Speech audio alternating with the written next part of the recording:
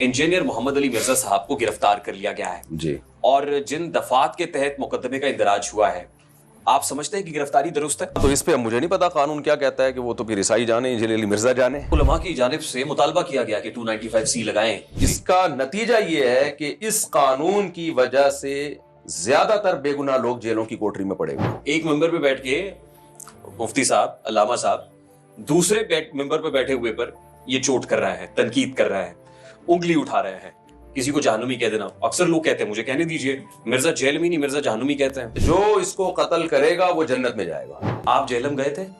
जी गया था। मुनाजरे के लिए? जी बिल्कुल। मुलाकात नहीं हो सकी? नहीं। क्या वजह हुई? बस वो नहीं आए। वो कहते हैं मेरे नबी सा है ही कोई नहीं, तेरे बाबे तशा ही कोई नहीं। बस वो अगर वो अपने आप को इतना आली मकाम समझते हैं तो फिर बैठे रहें। मुफ्ती तकी साहब तो कभी भी नहीं जाएंगे। आपको लगता है कि इंजीनियर साहब से गलती हुई है? जब आपके पास ये